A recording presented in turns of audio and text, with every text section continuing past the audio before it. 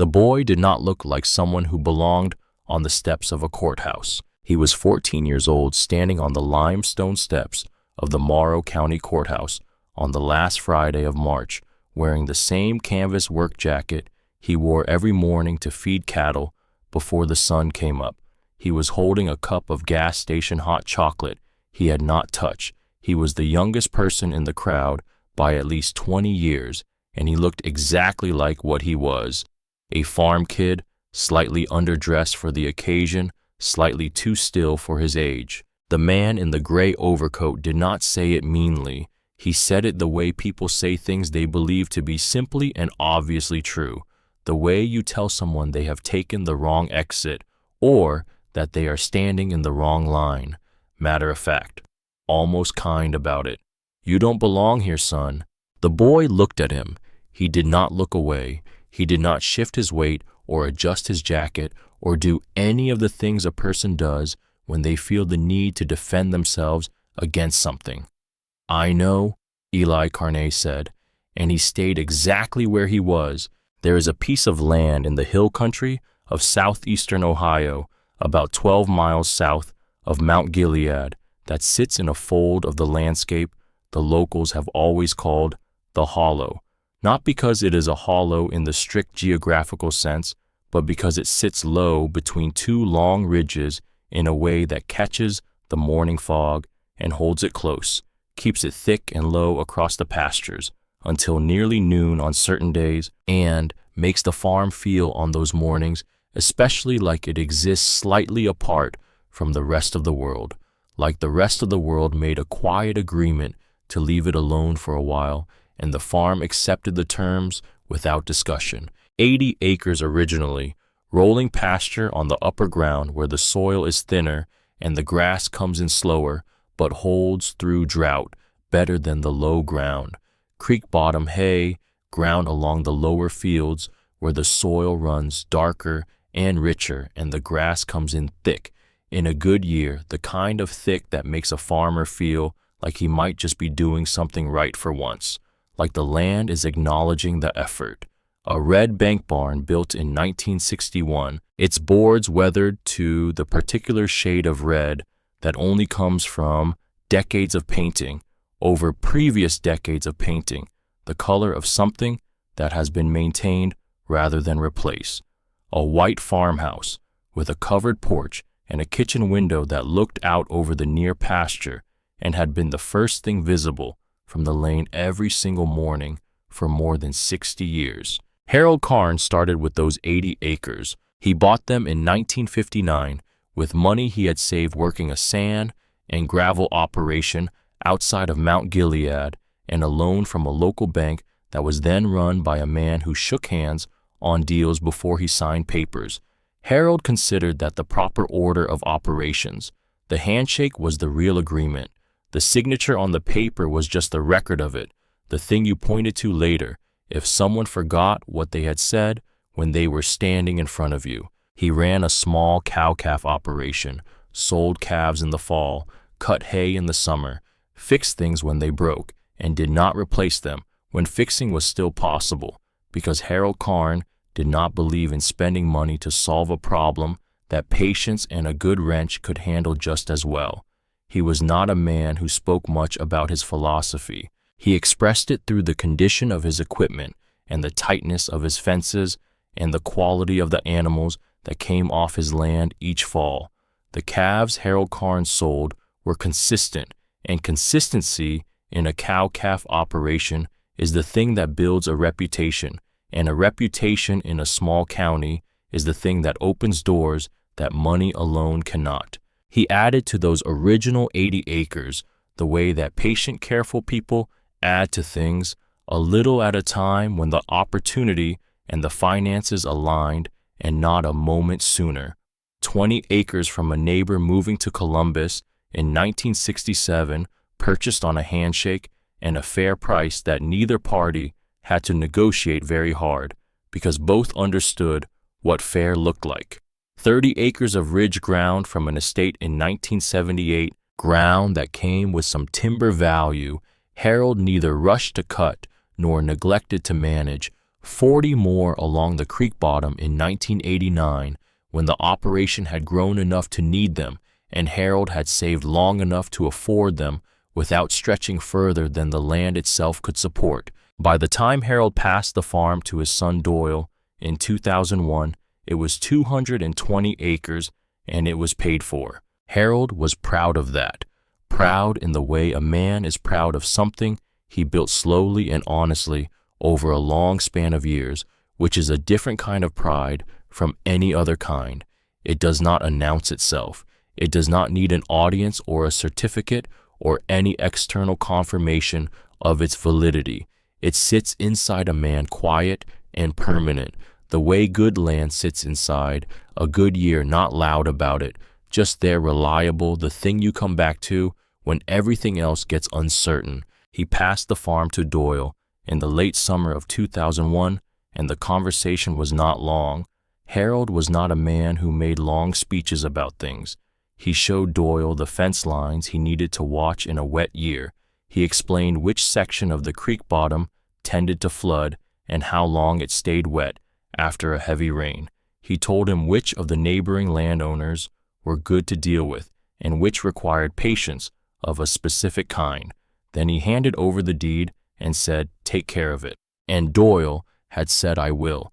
And Harold had believed him, because Doyle Carn was a man who said what he meant and meant what he said, and both of them knew it.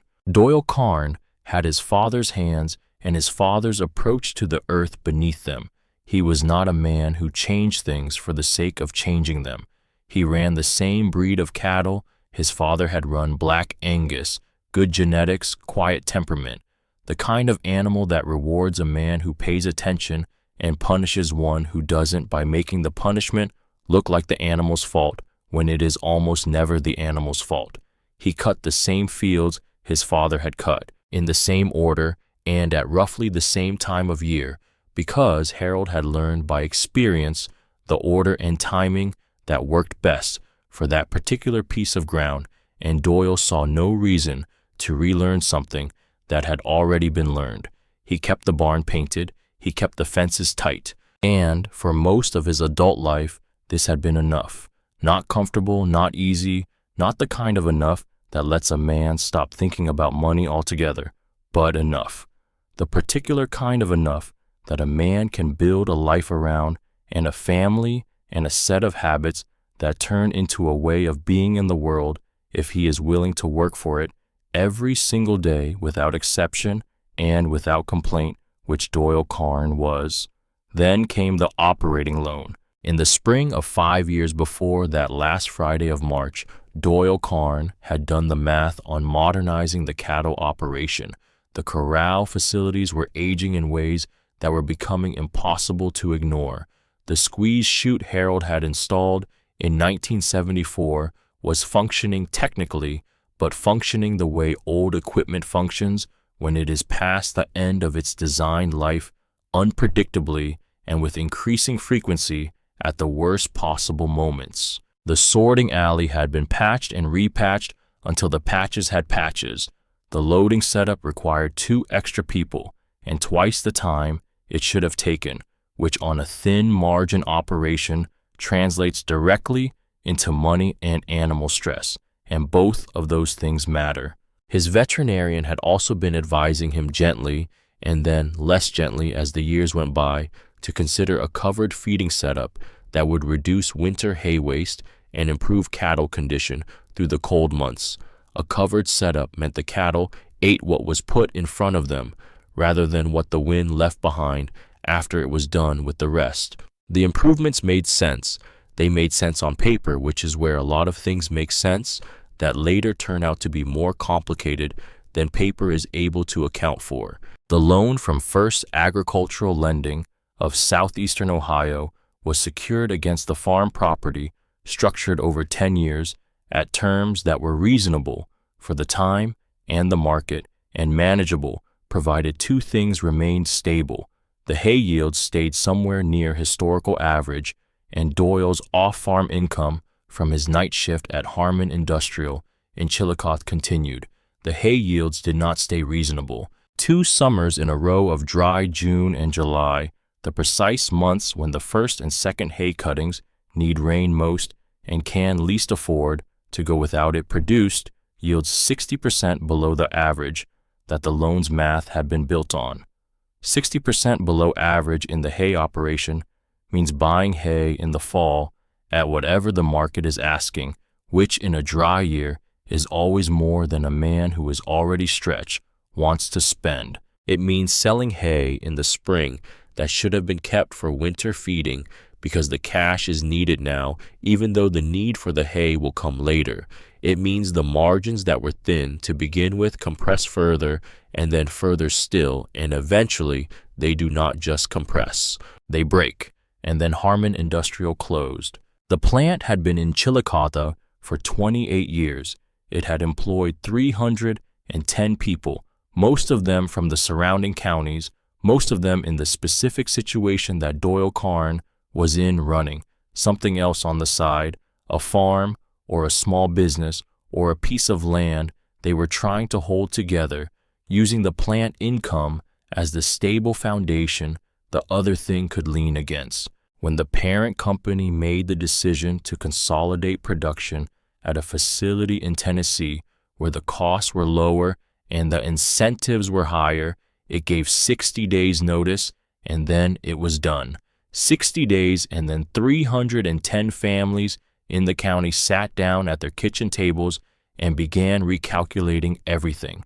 Doyle Carn was one of them. He picked up part-time work where he could find it, a delivery route that paid less than the plant and required more driving, fence work for neighbors, which he was good at, but which paid by the hour and required hours he did not always have, selling a few more calves each fall than he had intended, which meant a few fewer replacement heifers, the following spring, which meant a slightly smaller breeding herd, the year after that, which meant a slightly smaller calf crop, the year after that, the kind of slow arithmetic of reduction that is almost invisible year to year, but becomes undeniable when you look back across 5 years of it. He made the loan payments for 2 years after the plant closed, drawing down the farm's thin operating reserve to do it because Doyle Carn did not default on obligations. Then the reserve was gone, and the payments were missed, and the letters from First Agricultural Lending began arriving with a particular formality, the formality of letters that have been reviewed by a legal department before being sent, that use language carefully in the way that language is used carefully when it is going to be referred to later in proceedings of a specific and consequential kind. He had talked to them, made arrangements, restructured the loan once in the second year of missed payments at terms that were harder than the original terms, but that represented the outer edge of what First Agricultural Lending was willing to do. He had met those terms for 14 months, and then the restructured arrangement had also failed, and the home parcel, the original 80 acres, the core of what Harold had assembled, the land with the house and the barn and the near pastures and the feed bunk Harold had built in 1963, and the kitchen window that had looked out over all of it for 60 years had been scheduled for foreclosure auction. Last Friday of March, 10 in the morning, Morrow County Courthouse steps. What Doyle Carne did not do for longer than he should have was tell his family what was coming. He told himself he was protecting them. Doyle had grown up in a house where the men carried weight without displaying it, where financial difficulty was not discussed at the dinner table, where a bad year might show on a man's face in the tightness around his jaw or the set of his shoulders, but not in his words, not at home, not in front of the people who depended on him to be steady. Harold had never brought the stress of the farm's difficulties into the house any further than his own expression, and he had never explained this as a philosophy or a decision. He had simply done it, and Doyle had absorbed it as the correct way to be, the way men absorbed things from their fathers, before anyone thought to question whether the thing being absorbed was actually correct. You carried it yourself. You did not put adult burdens on a child's shoulders. You did not add your weight to someone else's load. What Doyle did not account for in all of this was Eli. Eli Karn had been paying attention since he was old enough to understand what attention was for. He had noticed the envelopes first, not their contents. Doyle was careful to keep those out of reach, to bring them in from the mailbox and move directly to his office, which was really just a corner of the equipment shed, with a desk and a filing cabinet and a lamp. But the return address on them, the frequency with which they appeared, and the way his father's jaw set when he came in from the mailbox on certain afternoons. Not all afternoons, certain ones. The particular ones when the envelope was from First Agricultural Lending of southeastern Ohio. Eli had read the return address once from across the room when he was 9 years old, and he had not needed to read it again.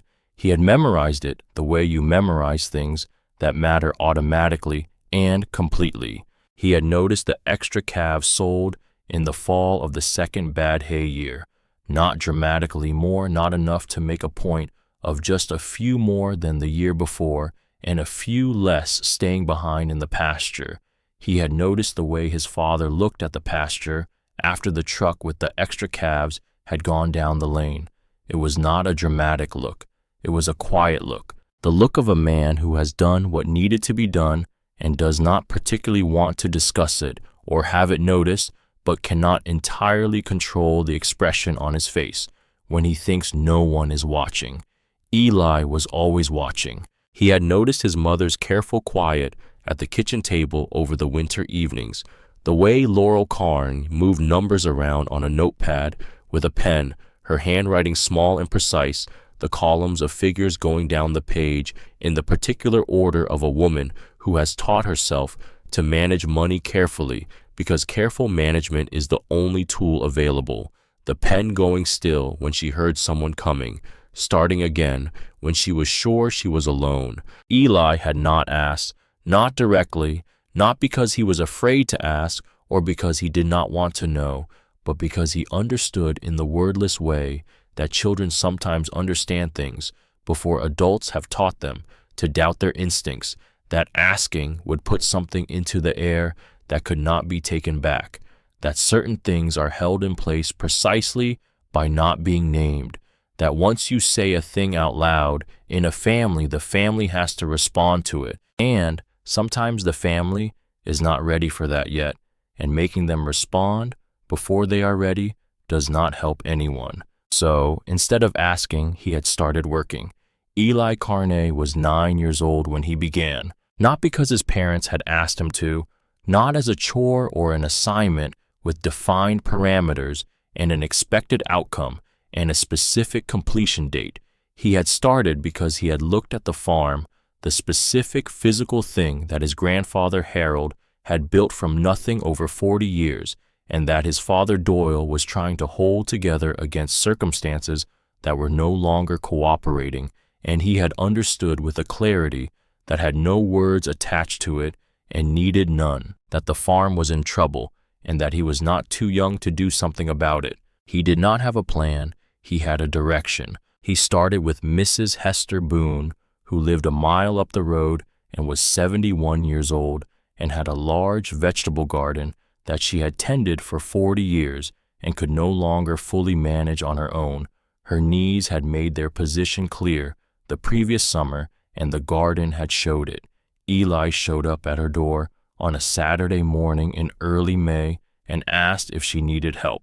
She had looked at him over the top of her glasses for a moment with the expression of a woman assessing whether an offer is genuine or polite, and then she said yes and told him what needed doing and paid him $5 an hour without being asked what his rate was. He saved every dollar of it. He opened a savings account at the bank in Mount Gilead the following week, the kind designed for children, with a small paper passbook and no fees, and a teller who smiled at him when he came in and who did not make him feel small for the size of the deposits he was making.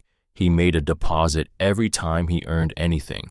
He watched the number in the passbook grow, which was slow, and he kept watching anyway, because watching it was the only form of doing something that was available to him at 9 years old, and doing something, any form of doing something, was better than waiting and hoping and watching his father's jaw set at the mailbox. At 10 years old, he built a roadside stand. He found a piece of scrap plywood in the equipment shed that was the right size and not being used for anything. He found a can of barn paint on the shelf beside the window, the same red that had been on the barn for as long as he could remember, and he painted letters on the plywood with a brush he cleaned afterward and returned to its hook. The letters were not entirely even. The spacing between words was not quite consistent, but they were legible, and they said what they needed to say without anything extra. Eli's Stand Fresh Produce, Honest Prices. He set it at the end of the lane on summer mornings before the heat got fully into the day and staffed it himself, sitting on an overturned crate with a cash box from the equipment shed and whatever the season was offering that week. Tomatoes from the surplus of Mrs. Boone's garden, which produced more than she could use even in the years her knees would have let her keep up with it. Sweet corn from a plot behind the barn that his mother had given him permission to use. The plot Harold had originally kept for a kitchen garden and that had sat partially unused for several years. Green beans and cucumbers and whatever else he could grow or source that someone might stop for on their way through on a summer morning. The Porters stopped every week without fail. Jim and Carol Porter, whose daughter had been in Eli's class since kindergarten, who lived 4 miles up the road and drove past the stand on their way to town every Saturday morning. They bought more than they needed most weeks and never asked for a discount on anything, and Eli understood this as a form of kindness, extended in a way that preserved everyone's dignity, which is the best kind of kindness because it does not require the recipient to feel grateful in a way that is uncomfortable. He was grateful anyway. He just did not say so because the Porters were clearly trying to make it easy to not have to say so, and honoring that seemed like the right thing to do. At 11 years old on a Saturday morning in early April, when the ground was still soft from the last of the winter wet, Eli Carney walked up the lane to the Greer farm without being invited and without calling ahead. The Greer farm sat on 300 acres to the north of the Carney property, the land running up over the ridge and back down the other side in the long, slightly irregular shape of a piece of ground that had been assembled from several smaller parcels over several decades. Birch Greer was 68 years old, at the time a widower of 5 years, who had farmed his land alone since his wife Marin passed, whose son Garrett had moved to Columbus for work in the construction industry, and who came back for holidays and occasionally for a weekend in the fall if the deer season aligned. The farm showed the specific quality of a one-man enterprise being run past the point where one man can reasonably manage all of it alone. Not neglected. Birch Greer was not a man who neglected things, but thinned. The fences were maintained, but not tight everywhere. The equipment yard was organized, but not as organized as it had been.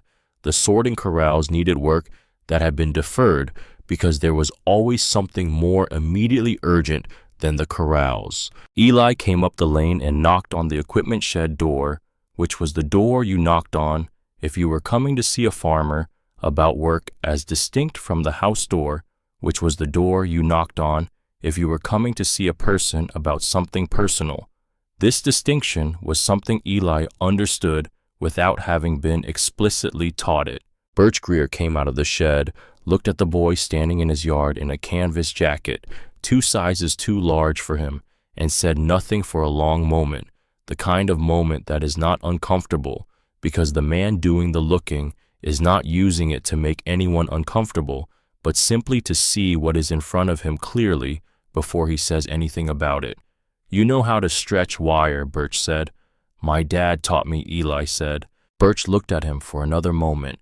Then he turned back toward the equipment shed door and said, "Come on then." And that was the beginning of it. What Eli did not know at the time and would not fully understand until much later was that Birch Greer had not been surprised to see him. Birch had been watching the Carney farm from the ridge for longer than Eli had been watching the envelopes at the mailbox. He knew the Carney land.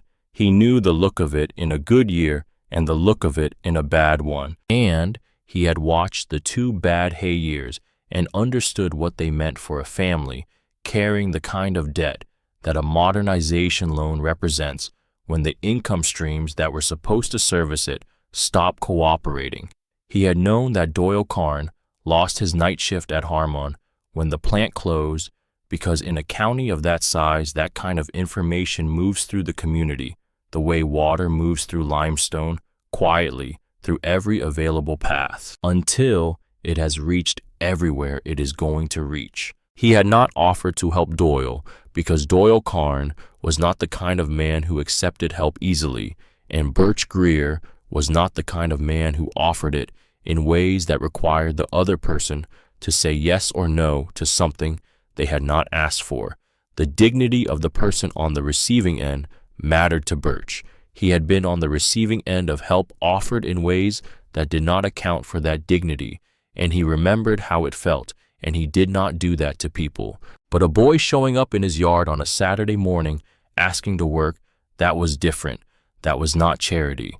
That was a transaction, and transactions were something both parties could enter with their dignity intact. Birch paid Eli $8 an hour, which was more than Eli had asked for, because Eli had not known what to ask for and had not asked for any specific amount. He simply said he would work hard and do what he was told to do, and Birch had named the rate without negotiation or explanation. Every other Saturday through that fall, and then through the following spring, and then through the following summer, Eli appeared at the Greer farm in the early morning, worked until noon, ate whatever Birch put in front of him at the kitchen table for lunch, usually something simple, eggs or soup or a sandwich with good bread without complaint and without comment on what it was, and then walked home. He did not tell his father how much he was earning. He kept it in the passbook, and he watched the number grow, and he said nothing. What he did do was pay attention to everything Birch showed him. Birch Greer was not a man who explained things using more words than they required. He showed you how to do a thing. He watched you do it. He told you what you had gotten wrong specifically and without softening it unnecessarily, because unnecessary softening was a form of imprecision, and imprecision in fence work was the thing that cost you cattle and time. He told you what you had gotten right, also specifically, because knowing what you did right was as important as knowing what you did wrong, and most people only ever heard about the wrong. Under Birch's instruction across those Saturday mornings, stretched over 3 years, Eli learned how to set a corner post deep enough and plumb enough to anchor a fence line through a decade of freeze and thaw cycles without moving. He learned how to read the tension in a wire by running his hand along it, feeling for the specific vibration that meant it was right, that it would hold what it was meant to hold. He learned how to look at a piece of land and understand what it was telling you about what it needed, rather than deciding what you wanted to give it and giving it that regardless of what the land actually required. He learned things that could not be written in a manual because they required a body and time and a particular quality of attention to learn, the kind of learning that only happens through repetition, across seasons, through being in a specific place, in a specific kind of weather, and understanding what the weather is doing to the ground and the grass and the animals and the structures and what those things need from you in response. Birch taught him all of this, not as explicit lessons, as the natural byproduct of working alongside someone who knew what he was doing and was not careless about it. At 12 years old, Eli started hauling hay. 2 neighboring farms baled their hay and needed help with the loading and stacking. Eli recruited a school friend named Trevor Holt, who was willing to work and needed the money for his own reasons, which Eli did not ask about because they were Trevor's reasons and not his business. Together, they spent 3 weekends each July in the upper lofts of hay barns stacking bales in the particular dry, dense heat that only exists in the upper story of a working barn in high summer, the kind of heat that has weight and texture that makes the air feel like something you have to push through rather than something you breathe that makes the skin of your forearms itch from the hay dust and the chaff that makes you understand with your whole body and not just your mind why this work was considered among the harder jobs on a farm before mechanization offered alternatives. Eli deposited his share every time they finished a weekend, walking into the bank in Mount Gilead on Monday mornings, still smelling slightly of hay, handing the cash across the counter, watching the teller write the new balance in the passbook. He did not tell his parents what the account held. He did not tell them because he understood in the quiet and certain way that he understood most things that mattered, that what was accumulating in that account was not spending money and not emergency money in the ordinary sense of emergency. It was something without a good name, something more like a conviction that had taken the shape of a number. He had only the sense running beneath everything, like groundwater beneath a field, invisible from the surface, and yet the thing the field depended on entirely, that the farm was in trouble, serious enough to require more than patience, that the account might one day be the difference between his family's life going one way or another way, and that the most important thing he could do was make sure the money was there when the moment it was needed arrived. He did not know if it would be enough. He did not know what enough looked like. He kept saving anyway because saving was the only action available to him, and action was what he had decided to be when he was 9 years old in the place of worry. He was right that the money mattered. He would not know until much later how close the edge actually was and how much closer it was than anyone had told him. Laurel Karn found out about the account in January of the year the auction was scheduled, and she found out because Eli told her. He had come home from school on a Thursday afternoon in the gray middle of that January and found her at the kitchen table with the most recent letter from First Agricultural Lending open and flat on the table in front of her. She had not heard him come in through the back door, which he had opened and closed more quietly than usual without quite deciding to the way you move quietly when you sense something in a house before you have seen it. He had stood in the kitchen doorway and looked at his mother, reading something that was making her hold herself very still, the particular stillness of a person who is using all available energy to keep something inside to maintain the surface of composure while something beneath it pushes against that surface from the wrong direction. He had stood in the doorway for a moment.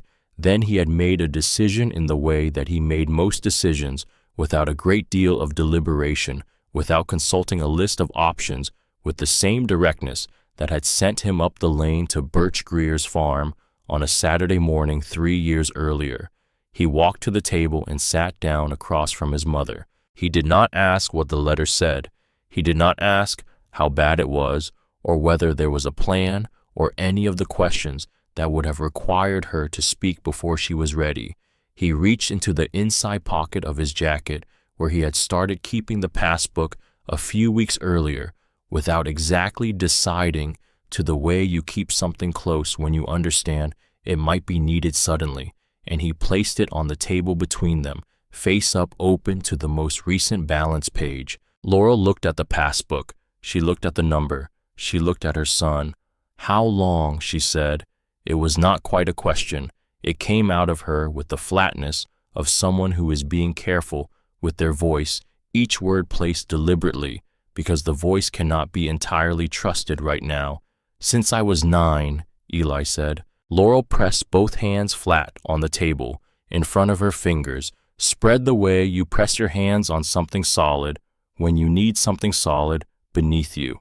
She looked at her hands, then she looked at her son again, and the expression on her face was the kind that has no clean name because it lives in the place where gratitude and grief and pride run together and become something that does not separate back out again into its component parts cleanly or possibly at all. "Did you know about the loan?" she asked. "Not exactly," Eli said. "I knew something was wrong. The balance in the passbook was $9,400. 5 years of Saturday mornings at Mrs. Boone's garden, 5 years of summer mornings at the produce stand At the end of the lane, the sign with the uneven letters and the honest prices. 5 years of every other Saturday on Birch Greer's fence lines in all weathers. 3 summers of July barn lofts. Every dollar deposited, every balance recorded in the small, careful handwriting of a boy who understood that the number in the passbook was not just a number, it was time. It was early mornings and sore arms and lunches eaten at a widower's kitchen table. It was the specific and unrepeatable shape of 5 years of a life. $9,400. It was at that moment everything Eli Carne had. Laurel sat with it for a long time. She did not cry because Laurel Carne was not a woman who cried easily or in front of people, even her own son, even at the kitchen table in the middle of January when the thing in front of her was almost too large to hold. She sat with it the way you sit with something true that is also too big to fully comprehend all at once, giving it the time it needed to settle into its proper shape inside her. Then she looked at her son across the kitchen table in the farmhouse Harold Carne had built on land. Harold Carne had bought with a handshake and patience and 40 years of incremental intention, and she said, "I want to try." Eli said, "So do I." Outside the kitchen window, the near pasture was brown with late winter, the grass flattened and gray gold under the pale January light. The bare tree line ran along the far ridge. The fog had lifted that morning the way it always did, burning off by mid-morning and leaving the field visible all the way to the creek at the south end, and the field looked exactly like what it was, ground that had been worked and tended and cared for by the same family for more than 60 years, that carried the specific weight of that history in the way that land carries such things, not visibly, but really in its composition and its condition and the particular quality of the light that came off it in the late afternoon. It looked like something worth everything they had. The boy, who had been paying attention since he was 9 years old, sat across from his mother at the kitchen table, and they looked at the number in the passbook together, and neither of them said anything for a moment, and the near pasture was visible through the window behind them, and the farm was still there. That part at least was still true. The part that was coming was 6 weeks away. Laurel Carne was up before 5 the next morning. She did not wake Doyle. She moved through the dark house with the practiced quiet of a woman who has spent years navigating the hours before sunrise without disturbing anyone, down the stairs and into the kitchen, where she turned on only the light above the stove, the small one, the one that gave enough light to see by without filling the room with the kind of brightness that announces the day has started, whether you are ready for it or not. She sat at the table with the passbook and a notepad and a pen, and she did what she had been doing in her head for weeks. She ran the numbers, this time with $9,400 in the column, where before there had been nothing, and the column changed, the total change. She wrote it down and looked at it, and the looking at it with the actual number on actual paper, rather than in her head, where numbers have a tendency to become either better or worse than they actually are, told her 2 things clearly. The first thing was that $9,400 added to what she and Doyle had in their joint operating account after the winter bills gave her something real to work with, not enough on its own, but a foundation, a place to build from. The second thing was that a foreclosure auction on 80 acres of hill country farmland with a house and a barn and creek frontage was not going to open at $15,000 and stay there. Someone was going to be in that crowd with a leather portfolio and a ceiling she could not see the top of, and the number was going to move, and she needed to be ready for it to move further than the foundation she currently had. She sat with both of those things for the length of time it took the coffee to brew. Then she picked up the pen and wrote 3 names on the notepad. She was not a woman who asked for things easily. Laurel Carne had grown up in the hill country with the particular disposition towards self-sufficiency that the hill country produces In people part practical, part pride, part the accumulated cultural understanding of a community where nearly everyone is close to some edge or another, and adding your weight to someone else's burden is not something you do without very good reason.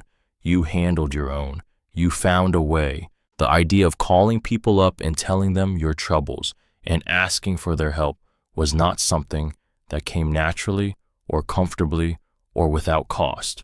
But she had a son who had saved $9,400 since he was 9 years old by getting up early and doing work no one asked him to do and not telling anyone about it. If Eli could do that, she could make some phone calls. She started with the Sullivans. Ray and Dina Sullivan had known Doyle since they were all in the same county schools, together had farmed their land on the other side of the ridge for 30 years, had sat at the Carney kitchen table more times than anyone had counted, and never needed a reason beyond the fact that they were neighbors, and neighbors in the hill country meant something specific and durable. Ray Sullivan picked up on the second ring, which told Laurel he had already been awake, which told her something about the kind of man he was at this hour in the morning, which she already knew. She told him what she needed to tell him without more detail than was necessary, and without softening the parts that were hard, because softening them would have required Ray to pretend he had not heard what she was actually saying. Ray Sullivan was not a man who appreciated being required to pretend. He listened without interrupting. "How much are you short?" he said when she was done. "I don't know exactly," Laurel said. "The opening bid is $15,000, but there will be other bidders." "There always are," Ray said. "Give me a day." The Sullivans contributed $1,200. Ray drove it over in cash 2 days later and set it on the kitchen counter without ceremony and without staying for coffee, because staying for coffee would have made it a gift that required gratitude, and Ray Sullivan was making a contribution to something that he considered a matter of the community's own interest, which did not require gratitude in the way that gifts do. He said, "Good luck on Friday," and went back to his truck and drove home. She called the Porters next. Jim and Carol Porter, whose daughter had sat next to Eli in class since kindergarten, who had stopped at the produce stand at the end of the lane every summer Saturday for 4 years running, buying more than they needed and never once asking for a reduction in price, even when the prices were the prices of a 10-year-old who had not entirely figured out the economics of a roadside stand. Carol Porter answered the phone and listened without much comment while Laurel explained the situation, and when Laurel finished, Carol said, "We've been buying vegetables from that boy since he was 10 years old." A pause. "Of course we will." The Porters contributed $1,100. The third call was the hardest because it required Laurel to reach outside the circle of people she would ordinarily have called the people who knew the Carney farm and had reason to care about it, and to whom the situation would have made immediate and personal sense. The third call was to Ruth Calloway. Ruth Calloway was a retired schoolteacher who lived in a small house on the edge of Mount Gilead and had no connection to farming or farmland or the particular arithmetic of a foreclosure auction. She had met Laurel at a church potluck 3 years earlier, and at the end of that evening, as coats were being collected and goodbyes were being said, Ruth had done what people sometimes do. At the end of pleasant evenings, she had said something generous without necessarily having been tested on whether she meant it. "If you ever need anything, I mean it, anything at all, you call me." Most people who say that mean it as warmth as the generous feeling of a good evening, and would respond adequately if called upon, but in a scaled-down way, a casserole or a ride to an appointment, not in the way that the words themselves, taken seriously, actually implied. Laurel had filed the offer away because she filed most things away without throwing them out on the principle that you do not always know in advance what you are going to need. She called Ruth Calloway on a Tuesday morning. Ruth listened to everything, not just the loan and the auction date and the 6 weeks remaining. She listened to all of it, the passbook, and the 9 years old, and the 5 years of Saturday mornings, and the produce stand with the sign that wasn't quite straight, and the way Eli had sat down across from Laurel at the kitchen table in January and placed the passbook between them without saying anything more than was necessary to explain it. Ruth listened to all of it without interrupting, and when Laurel was done, Ruth was quiet for a moment that was long enough to be real. Then she said, "How much do you need from me?" Ruth Calloway, who had no connection to farming and had never met Eli Karn, contributed $1,500. She brought it to Laurel in a sealed envelope with nothing written on the outside, and when Laurel tried to say something adequate about it, Ruth shook her head and said, "I said I meant it. Now I know whether I did." And she went back to her car and drove home. $1,200 from the Sullivans, $1,100 from the Porters, $1,500 from Ruth Calloway, combined with the $9,400 in the passbook, that was $13,200 in cash contributions.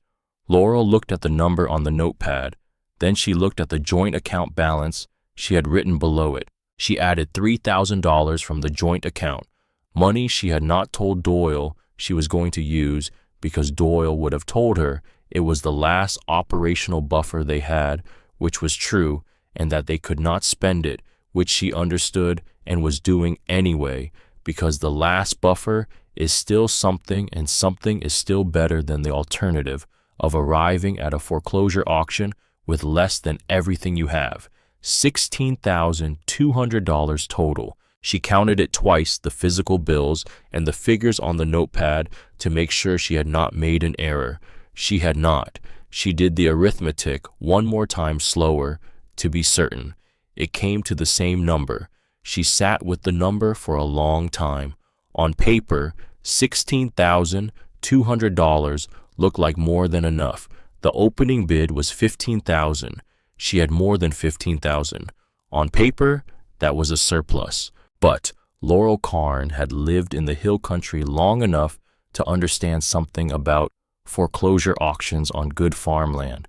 They did not stay at the opening bid. They never stayed at the opening bid, not when the land had a house on it and a barn on it and creek frontage and a location within reasonable distance of a county seat. Someone would be there.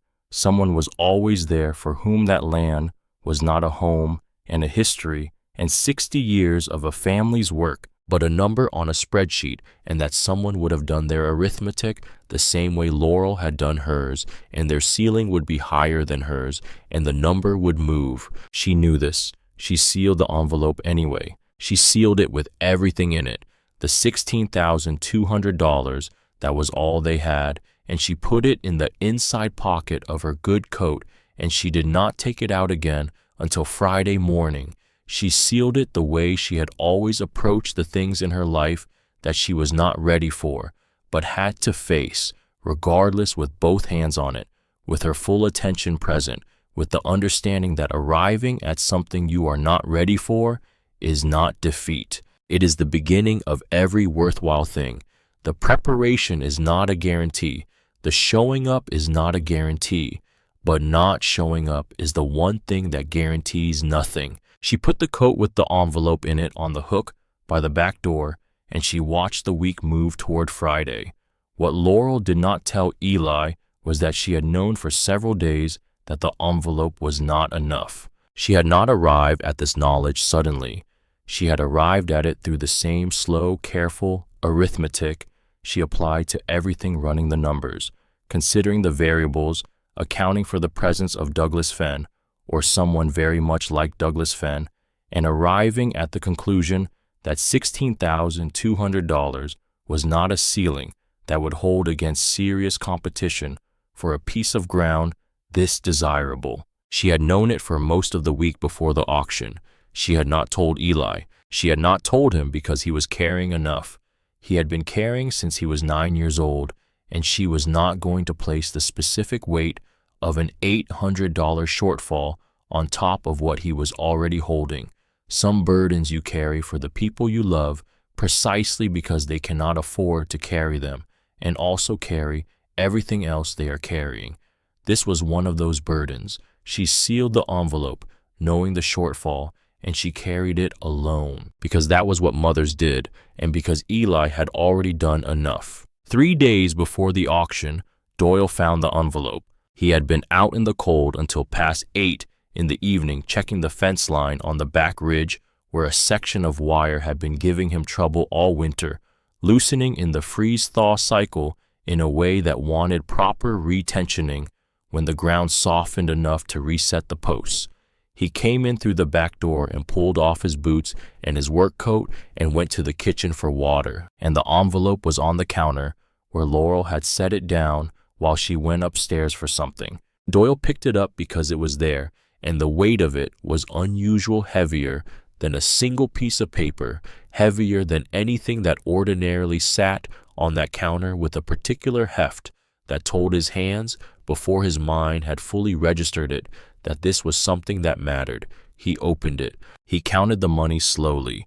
Once and then again, he stood at the kitchen counter in his work clothes with the money in his hands, and he read the numbers on the notepad tucked inside the breakdown of where each amount had come from in Laurel's small, careful handwriting. The Sullivans, the Porters, Ruth Calloway, the joint account, and the $9,400 that was labeled in his wife's handwriting simply Eli. He set everything back on the counter. He sat down on the kitchen floor with his back against the cabinet and his legs stretched out in front of him on the linoleum and his hands resting open on his thighs, and he did not get up for a long time. He did not turn on any lights. He sat in the kitchen in the dark with the number $16,200 in his head and the knowledge of where it had come from and what it represented, and he let himself be with what he now understood had been happening in his own house around him in the years while he had been carrying the weight of the loan and the silence and the particular shame of a man who inherited something his father built and could not protect it from coming apart. $9,400. His son had been 9 years old when he started.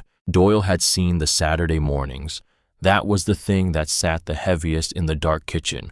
He had seen Eli leave the house in the early gray light and walk up the lane toward the Greer farm, and he had known where the boy was going, because you know where your child is going in a county of this size, and he had known Birch Greer was paying him for the work, because Birch Greer was not a man who accepted work without paying for it. What Doyle had not known, had not allowed himself to ask about, because asking would have required him to acknowledge out loud what asking implied was that Eli had been saving it, all of it, for the farm, for this, since he was 9 years old. He had not asked because asking would have meant saying to his son directly that the son had understood something the father was trying to keep hidden, that the boy had seen what the man was trying to make invisible. That conversation was one Doyle had not known how to begin, and so he had not begun it. And the weeks had become months, and the months had become years, and now he was sitting on his kitchen floor in the dark with the evidence of 5 years of his 14-year-old son's work spread out on the counter above him. He sat there until he heard Eli's boots on the back steps. He stood. He put the money back in the envelope. He placed it exactly where he had found it. He moved to the sink and stood with his back to the door and his hands around his water glass and his eyes on the dark yard outside the window, giving himself the few seconds he needed to put his face into the expression that was not quite composed, but was as close to composed as he could get right now. Eli came through the door. He stopped. He looked at his father's back. He looked at the envelope on the counter. He looked at his father again. Doyle did not turn around immediately. When he did, his face was the face of a man who has arrived somewhere he was not sure he would be able to reach. Not peace and not resolution, but the particular stillness that comes when a decision has been made that cannot be unmade, and you have accepted it, and you are no longer fighting what is true. I saw what was in the envelope, Doyle said. Eli did not say anything. Doyle looked at his son. He looked at him the way you look at someone when you are trying to hold what you feel about them, and also hold yourself together at the same time, and the two things require different muscles, and they do not work well simultaneously. I'm not going to tell you to stay home tomorrow, Doyle said. He said it, and he meant it completely, and he nodded once, the small single nod of a man who has said what he meant to say and trusts that it has been heard, and then he picked up his water glass and went upstairs. Eli stood in the empty kitchen for a moment, alone with the envelope on the counter and the lingering evidence of his father's presence in the room. He looked at the envelope. He picked it up and put it in the inside pocket of his jacket in the same place he had been keeping the passbook, and he went upstairs to his room, and he lay down on his bed with his boots still on, and he stared at the ceiling, and he did not sleep. At 10 o'clock he got up and went outside. The cold was sharp and clean, the kind of late March cold that comes from a clear sky and no wind, the stars bright and close in the way they only are when the air between you and them has nothing in it. He went to the barn without turning on any lights, moving through the dark yard with the ease of someone who has moved through it so many times that his feet knew the path without instruction from the rest of him. He went through the barn door and into the warmth and smell of it, hay and cattle, and the particular deep animal warmth of a working barn in winter, the warmth that comes from living things and has a different quality than the warmth that comes from a furnace or a fire. The cattle shifted when they heard him, a few turning toward the sound, their breath visible in the cold air near the open door. He moved down the feed aisle to the bunk Harold had built in the winter of 1963, the heavy wooden bunk that Doyle had repaired twice and repainted once, and that sat exactly where Harold had placed it in the exact spot where the morning light came through the east window and landed in the early hours. Eli sat down on the edge of the bunk and put his hand on the wood. It was cold and heavy and solid in the way that things are solid when they were built by someone who intended them to outlast themselves, and they have. He sat there and he counted, because counting was what he did when he needed his mind to have something to do that was not feeling.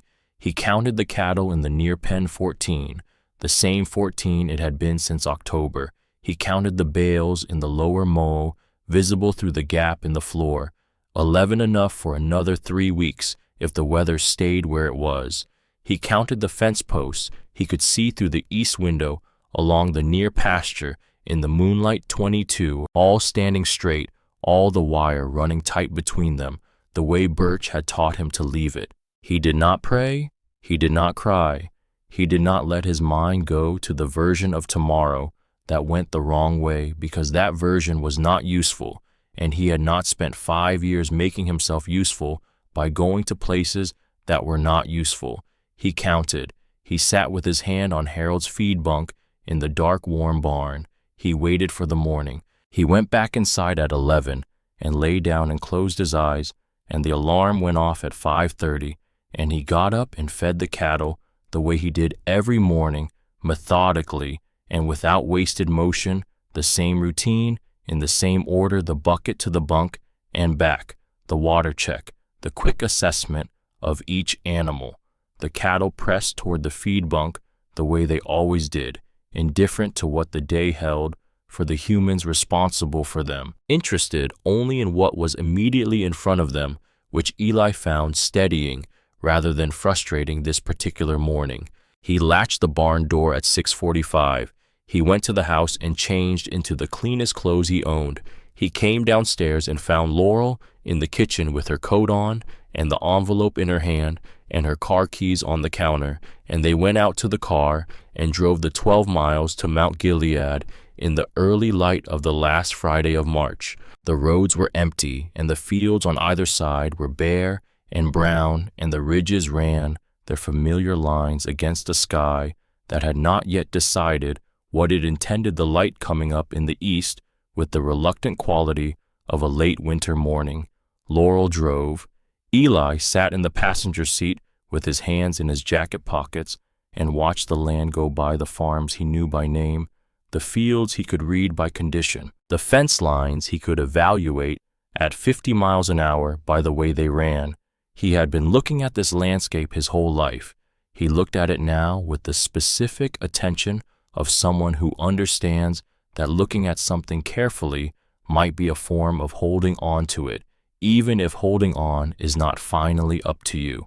The courthouse parking lot was half full when they arrived. They walked across the cold asphalt to the limestone steps, and the crowd that had gathered there had the particular quality of crowds that gather at county foreclosure auctions, specific and knowing, composed of people who understood exactly what was happening and had their own reasons for being present.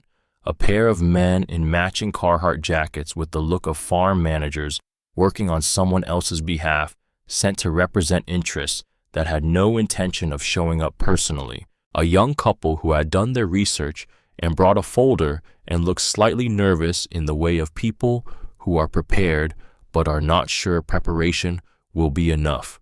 Several older men who attended every county auction as a matter of habit and information and the occasional opportunity.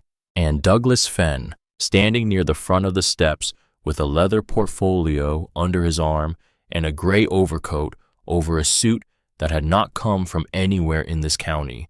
His posture was the posture of a man who had attended many proceedings like this one and found them to be in aggregate reliable, the posture of someone for whom the outcome of auctions like this had always, in his experience, been available to him if he wanted it badly enough, which was determined by the arithmetic rather than the sentiment. He looked at Eli the way a person looks at something that does not fit the established pattern. "You don't belong here, son," he said, not meanly, as a matter of observable fact. "I know," Eli said, and stayed exactly where he was.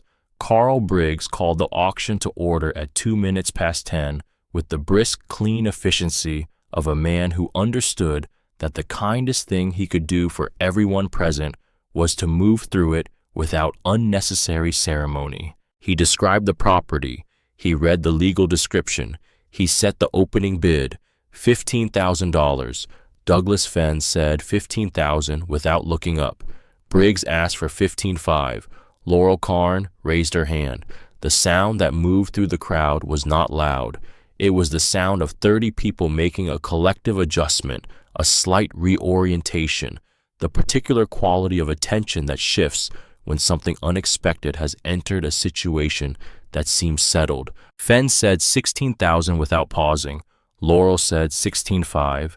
Fenn said $17,000. Laurel said $17,200.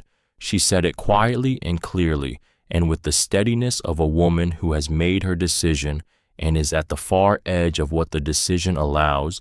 And when she said it, Eli knew because he had memorized the number in the envelope, the way he memorized fence post counts and hay bale tallies, that she had said everything they had. $17,200, all of it, every Saturday on Birch Greer's fence lines, every July in the barn loft heat, every summer morning at the produce stand, every dollar the Sullivans and the Porters and Ruth Calloway had contributed to an envelope for a boy most of them had never had a conversation with. All of it in one number, in one raised hand in Laurel Karn's steady voice.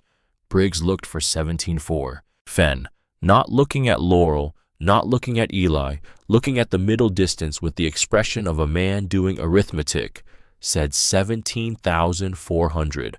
The crowd went quiet in a different way than it had been quiet before. This was the quiet of an outcome becoming visible, of a shape forming in the cold air above the limestone steps. Laurel's hand tightened on the envelope inside her coat. Her jaw was set. Her eyes were straight ahead. Eli looked down at the limestone beneath his feet. He began to count the blocks. 1, 2, 3. The way Harold had counted fence posts in hard moments, a habit Eli had absorbed from stories about his grandfather without being directly taught it. The counting was not about the numbers. It was about having something for the mind to do while the rest of you held on. 4, 5, 6. He did not look up. And then from the back of the crowd, in a voice not loud, exactly as loud as it needed to be, and not 1 degree more, A voice said, 17.5. Eli looked up. At the very back of the courthouse steps, standing slightly apart from the crowd, in the way that a man stands when he has positioned himself where he can see everything without being the thing that people are looking at, was Birch Greer. Felt hat, work coat, hands in his pockets. He looked like a man who had stopped on his way somewhere else and found something worth pausing for. He looked like a man who had been there for a while without anyone noticing, which was, for anyone who knew Birch Greer, exactly what he was and exactly what he had intended. Douglas Fenn turned and looked at him. The look lasted only a moment, but it was the look of a man recalibrating. A new variable had entered a calculation that had been until 17.5 proceeding along expected lines. Fenn adjusted the portfolio under his arm. He turned back to Carl Briggs. He said $18,000. Birch said 18.5. No pause, no adjustment in volume or tempo. The number came out of Birch Greer with the same weight and the same pace as 17.5 had, which was the weight and pace of a man who has already decided how far he is going and is not performing the decision, just executing it. Fenn said 19,000. Birch said 19.5. The 30 people on the limestone steps had stopped shuffling and adjusting. They were standing still, the specific stillness of an audience that has recognized something worth watching and does not want to miss any of it. The men in the Carhartt jackets had their phones lowered. The young couple with the folder had stopped looking at each other and were looking at the back of the crowd. The older men who attended every county auction had the expressions of people who had seen this kind of thing before, but not often, and who knew enough to know that not often meant it was worth remembering. Fenn went to 20,000. Birch said 21. Fenn turned then, a full turn. He looked at the man at the back of the steps, the felt hat and the work coat and the hands still in the pockets, the pale blue eyes steady under the brim, and he did the specific calculation that men in his position do when they encounter something they did not plan for. He ran the arithmetic of comparable land sales in Morrow County, the cost and timeline of subdivision approval, the carrying costs against the projected return at this purchase price, the margin at 21,000 versus the margin at 19 versus the margin at 17, the point at which the land stopped making sense as a number and became only a number paid for a piece of ground that would not give it back at a profit within any reasonable horizon. He had reached that point. Douglas Fenn closed his leather portfolio. The motion was small, a simple mechanical action, a man closing a notebook. But in the specific context of what had been happening on those limestone steps for the past 10 minutes, it was as legible as a sentence spoken aloud. Everyone present understood what it meant in the way that crowds at auctions develop a collective fluency for the language of these moments. The young couple exhaled simultaneously. One of the Carhartt jacket men shifted his weight.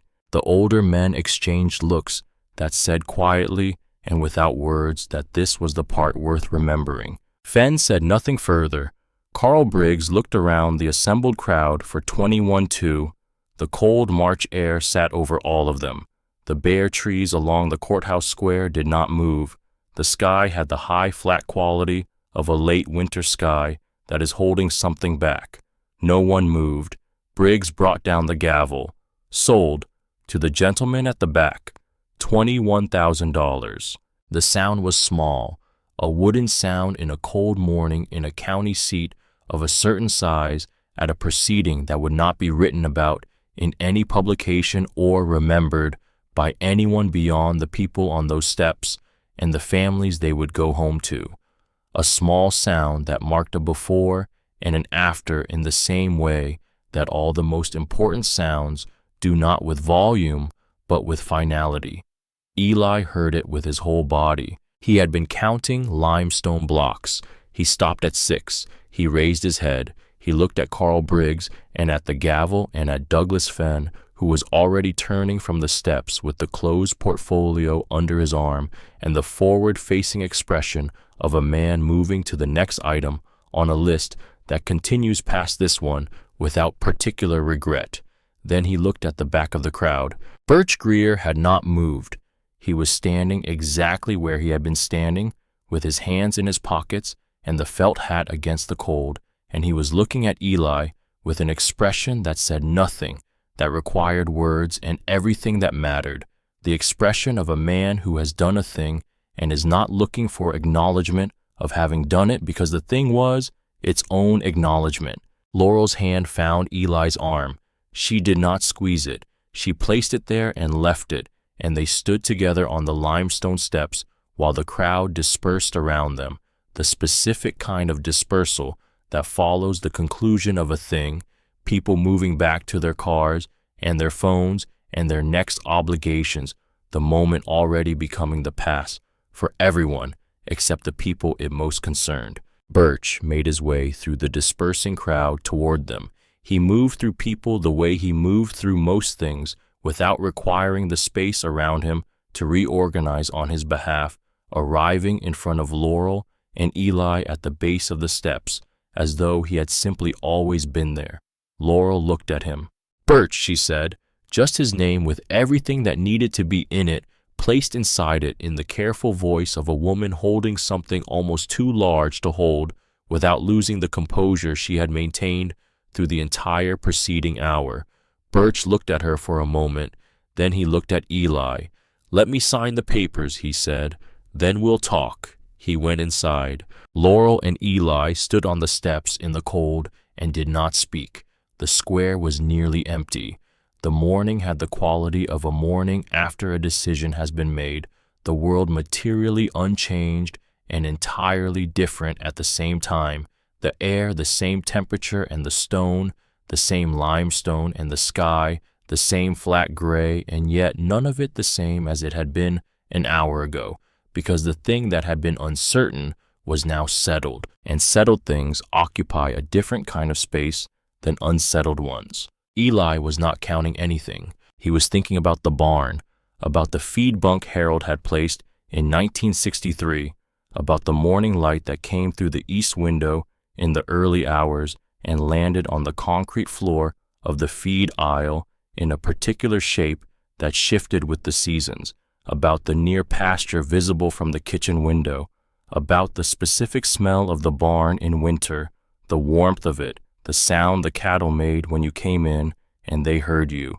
He was thinking about all of it, not as a list of things, but as the single composite thing that a place becomes when you have been inside it long enough and paid enough attention to it that it is no longer separate from the way you understand yourself. He was thinking about what it meant that it was going to still be there tomorrow morning. He waited, without fidgeting, without projection, with his attention in the present moment, which was what 5 years of farm work had given him the capacity to do. Birch came back through the courthouse doors 20 minutes later, came down the steps and said, "Come on," and led them across the parking lot to his truck, a dark green 3/4 ton with high mileage and honest wear, the kind of vehicle that has been used correctly and maintained carefully and shows both of those things in its condition. They got in. Birch started the engine for the heat. He turned slightly in the driver's seat so he could see both of them, and he took his hat off and set it on the dashboard, and his hair was thin and gray, and his face had the specific weathered quality of a face that has spent 7 decades outside, and his eyes were the steady pale blue that Eli had been looking at across fence lines for 3 years. "Here is what I intend to do," Birch said.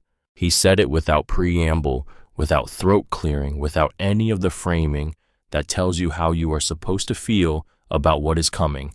Just the words, with the expectation that they were sufficient. "I am going to hold the deed for 1 week. Then I am going to transfer it to Eli, his name alone held in trust until his 18th birthday. He paused. "There is one condition.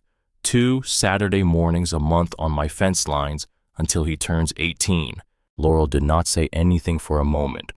"Birch," she said, "that land is worth more than $21,000. "I know what it's worth," Birch said. Then It should belong to the person who loved it enough to save for it since he was 9 years old, Birch said. He said it the way he said everything, level and final, not unkind, not requiring a response, simply what was true. And there is nobody left who knows what Harold knew about that piece of ground who is in a position to pass it on. There are things about that land that take longer than 5 years to learn and longer than words to explain, and the right time to learn them is now, while the instincts are still forming. 2 Saturdays a month is how that gets done. Laurel looked at him. She looked out the windshield at the courthouse at the limestone steps where 40 minutes ago a man in a gray overcoat had told her son he did not belong there. The Saturdays, she said, that's all you want. The Saturdays, Birch said, and the work done the way it's supposed to be done. No corners, no shortcuts. The way a fence post is supposed to be set when you intend it to hold. I know how to set a fence post, Eli said. It was the first thing he had said since the gavel came down. Quiet and steady, with exactly as much emphasis as the words required, and no performance around them. Birch looked at him for a moment. Something in the older man's face shifted, something small enough that it barely registered as an expression, but that Eli recognized from 3 years of working alongside him, the particular movement that meant Birch had heard something he considered worth hearing. I know you do, Birch said. That's not the part I'm talking about. He looked back at Laurel. There are things Harold knew, he said, about when to push that land and when to rest it, about what it wants in a wet year and what it needs in a dry one, about the difference between farming a piece of ground and understanding it. Harold knew all of that. Doyle knows most of it. Eli has the right instincts. He needs the rest, and there isn't much time left in which to learn it, and there isn't anyone else left who can teach it. A pause. That's not charity. That's a practical problem with a practical solution. He picked his hat up from the dash and turned it slowly in his hands. It isn't charity, he said again more quietly. It's a continuation. The word landed in the cab of the old green truck in the parking lot of the Morrow County Courthouse, and it was the right word, the only word, and everyone in that cab felt the weight of it settle into its proper place. A continuation, not a rescue, not a gift. The thing that happens when something worth continuing finds the person willing to continue it, and the two of them are put in the same place at the right time by the accumulation of 100 smaller decisions that each seemed ordinary when they were made. Laurel's eyes were bright. She was not going to let them go further than bright, and she did not. All right, she said. All right, Birch said. He looked at Eli. 2 Saturdays a month, he said. I was going over there anyway, Eli said. Birch put his hat back on. I know, he said. That's why. He started driving. The fields on either side of the road, back through the county, were the same fields they had been that morning. Bare and brown, the ridges running, their long, familiar lines, the creek bottom still soft from the end of winter. They looked different through the passenger window of Birch Greer's truck than they had through the windshield of Laurel's car 3 hours earlier, and Eli could not have said precisely why, whether it was the truck or the direction they were facing or the quality of the light at this hour, except that he understood that it was not the fields that had changed. He had changed, and things look different from a changed position, even when the things themselves are exactly the same. He looked at the land. He looked at it the way you look at things you thought you might be losing and have been returned. They came up the lane of the Carney farm at noon. The house was visible at the end of the lane, the way it was always visible white against the winter fields, the covered porch, the kitchen window catching the flat light, the red bank barn behind it, the near pasture out to the creek, all of it sitting in the fold of the land between the ridges, in the morning fog that was long since gone now, in the still noon air exactly where it had always been. Doyle's truck was in the yard. He was standing on the porch. He had been there for a while. Eli could see it from the lane, not pacing, not moving, simply standing at the top of the porch steps with his hands in his coat pockets, the specific stillness of a man who has been waiting for something he cannot control and has exhausted all available alternatives to waiting. He watched them come up the lane. He watched the truck stop. He watched Laurel get out, and then Eli. He watched them walk toward the porch. His face was the face of a man who has used up most of what he had for the day before the day is half over. Laurel went up the porch steps. "It went to Birch," she said. Doyle looked at her. He looked at Birch's truck, idling at the bottom of the lane, at the profile of the old man visible through the windshield, the felt hat, the hands on the wheel, the face looking forward. Then he looked at his wife. She told him all of it. Standing on the porch in the cold noon air, without arrangement or ceremony, in the order things had happened, the passbook and the $9,400, the calls to the Sullivans and the Porters and Ruth Calloway, the $3,000 from the joint account, the envelope and the morning and the auction, and Laurel's raised hand at $17,200, and the crowd's reorientation, and Fenn's arithmetic, and the moment when everything they had been said, and the numbers sat in the air and was not enough. And then the voice from the back of the crowd, and what Birch Greer had said in the cab of his truck in the parking lot, and what he intended to do with the deed and why. Doyle listened to all of it without interrupting.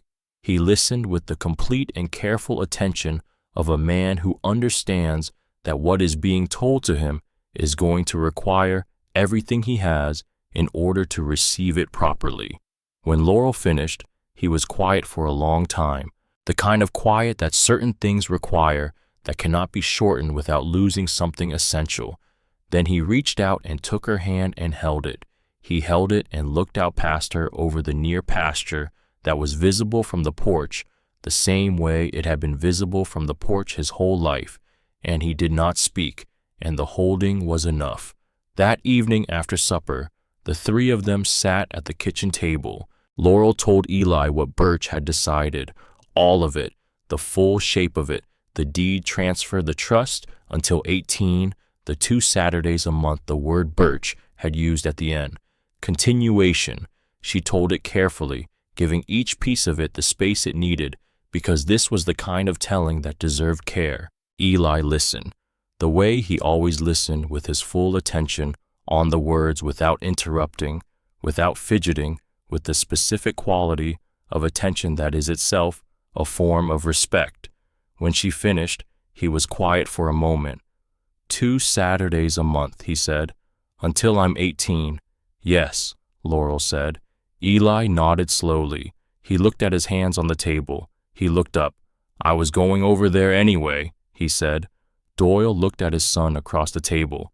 Eli, he said. Eli looked at his father. Did you know, Eli said.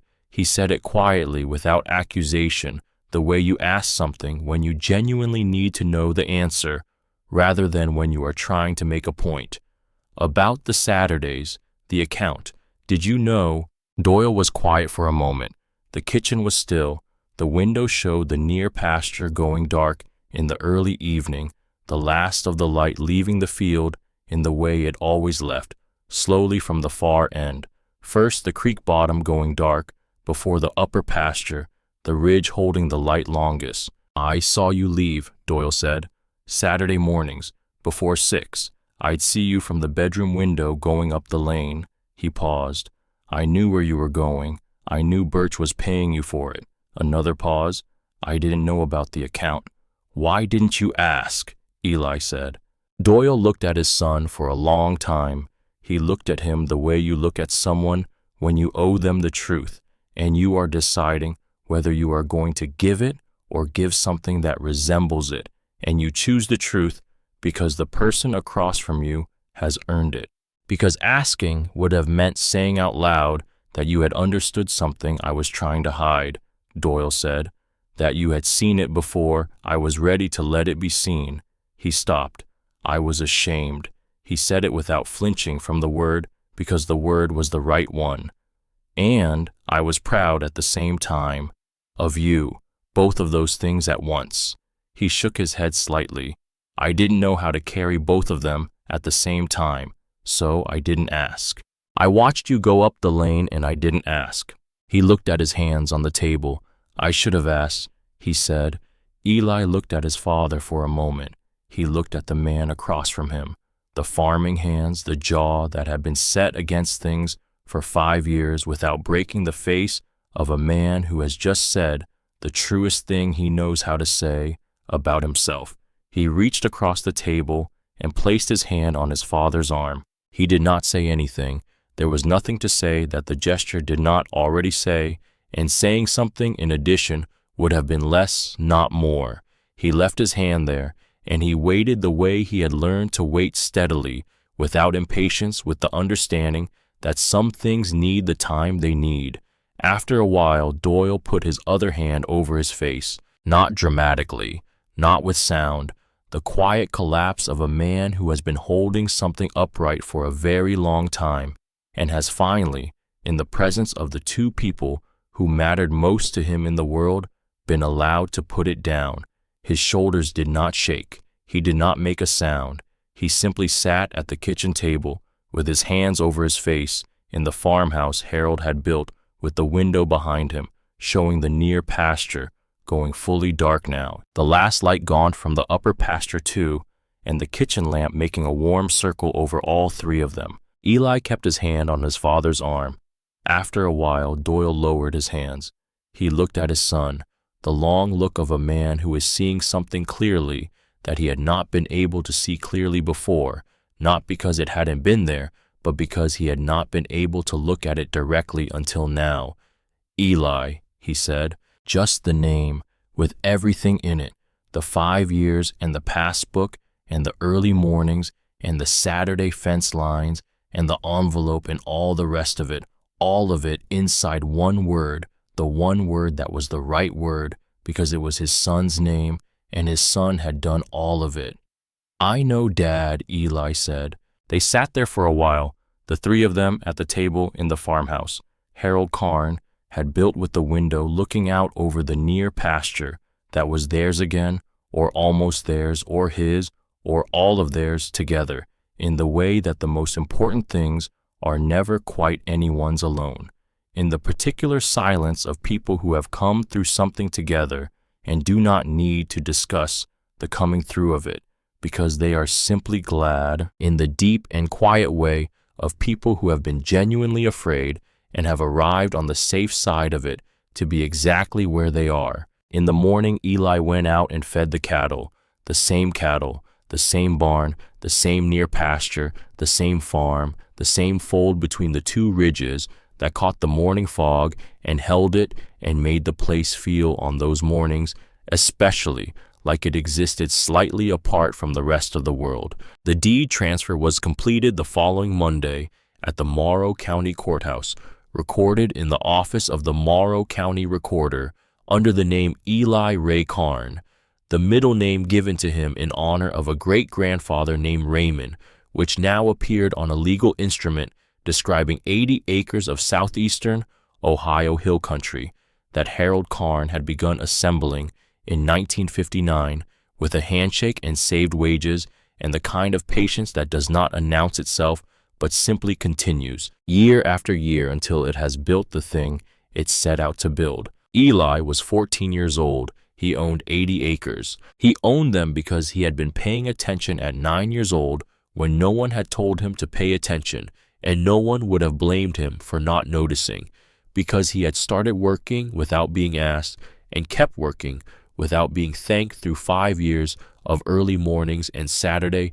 fence lines and July barn loft heat and summer mornings at a produce stand with a hand-painted sign and honest prices. Adding to a number he carried in a passbook, the way you carry something you cannot put down. And that number had turned out in the particular arithmetic of that March Friday to not be enough and to have been exactly enough at the same time. Birch Greer died 4 years later. He was 75 years old, and he had made his arrangements, which included an instruction to his son Garrett about continuing the Saturday sessions with Eli through his 18th birthday, an instruction Garrett honored, because Garrett Greer understood what his father had meant by it, and because he was the kind of man who honored his father's instructions even when they required something of him. Eli kept the Saturdays until the day he turned 18, as he had promised, because Eli Carney was not a person who kept promises conditionally. On his 18th birthday, the deed transferred to him free and clear. He is 22 years old now. He farms the 80-acre home parcel with the same Black Angus cattle his great-grandfather ran, selected for the same qualities Harold had valued: good genetics, quiet temperament, the kind of animal that rewards attention. He works nights at a logistics facility outside Mount Gilead to fund the operating costs the way Doyle worked nights at Harmon Industrial, because that is what hill country farmers do when the math requires it, and they are not too proud to do what the math requires. He is acquiring the additional parcels of the original Carney farm, one piece at a time, in the patient and unhurried way that Harold acquired land over 40 years, a little at a time, when the opportunity and the finances align, and not a moment before. He has not sold a single acre. He keeps the original passbook savings account open, the one from when he was 9 years old at the bank in Mount Gilead, the children's account with the paper passbook and the teller who smiled at the size of his deposits. He keeps it open because it was the first thing, and first things deserve to be kept present in your life rather than retired to memory. The deposits he makes into it now are for different purposes: land equipment, the slow accumulation of an operation that is becoming what Harold's operation became over 4 decades, something that can be passed on, but the account is the same account, and the passbook is the same passbook, and when he opens it, he sees his own handwriting from when he was 9 years old on the first deposit slip, the careful, uneven letters of a child who had not yet learned to be uncertain about what he was doing. Doyle Carn is still on the farm. His knees have begun to express their opinion about 40 years of farming in the way that farming knees eventually do, and he works alongside his son on the days when the work allows it. They do not talk much while they work because they are both people for whom work is a sufficient language, complete enough that additional words are mostly unnecessary. On a morning last October, they were walking the fence line along the south edge of the near pasture, checking the wire before the ground froze, moving through the inspection the way they moved through it every fall. Doyle stopped at a corner post near the creek end and ran his hand along the wire, the way you check tension when you are reading it rather than measuring it, not looking, feeling. He stood there for a moment. "This is one of Birch's," he said. Eli looked at the post.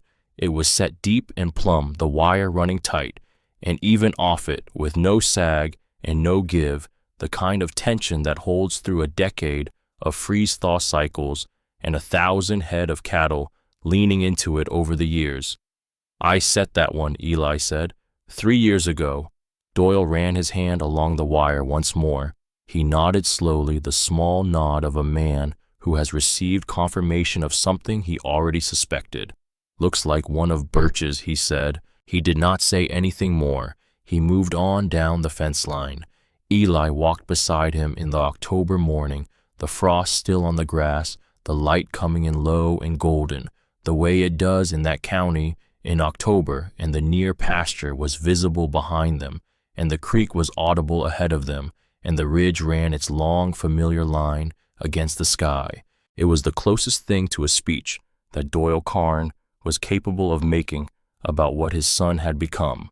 Eli understood it as such, and accepted it in the spirit in which it was offered, which is the only way such things can be accepted. Laurel went back to teaching at the county school substitute work that became more regular as the years went on. She has told this story, pieces of it, the parts that are hers, to exactly one person outside the family: Ruth Calloway, the retired schoolteacher who contributed $1,500 to a sealed envelope for a boy she had never met because she had once told a woman at a church potluck that she meant it when she said to call, and who, when the call came, found out that she did. Ruth cried when Laurel told her what the money had been part of. She said she was glad she had meant it. She said she had not been entirely sure at the time whether she meant it in the way that you mean things at the end of a pleasant evening, or in the way that you mean things when you are actually prepared to be tested on them.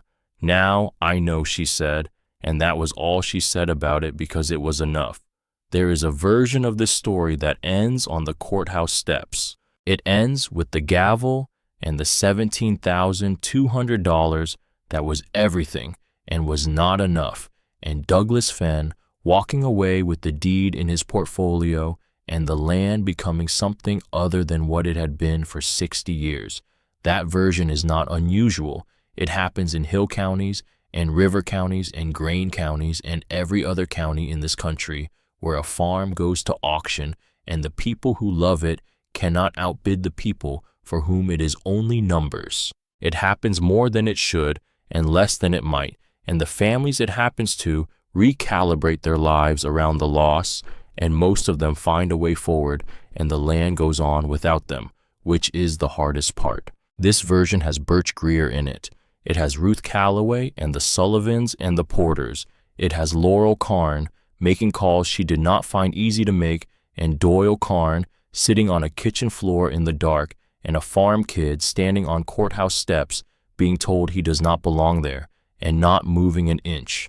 But above all of that, above everything else this story has in it, it has a boy who started saving at 9 years old because he was paying attention, not because anyone told him to, not because he had a plan or a guarantee or any certainty that the thing he was doing would matter when the moment came, because he looked at something his grandfather built and understood without words and without instruction that love without action is only feeling, and feeling alone does not keep a fence tight or a barn painted or a family on the land that is the ground beneath everything else they have and are and will pass on. He acted. For 5 years in the early mornings and on the Saturday fence lines and in the July heat of the barn lofts, he acted, and the acting accumulated the way things accumulate when they are done steadily and without stopping into something that mattered. The man in the gray overcoat told him he did not belong there. By Monday afternoon he was standing on his own land, and in that fold of the southeastern Ohio hill country, between two long ridges that catch the morning fog and hold it in the farmhouse Harold Carney built, in a time when a handshake was the real agreement, and the paper was just the record of it. A family sat at a kitchen table with the window looking out over the near pasture that was still theirs, and the farm was still there, and it still is,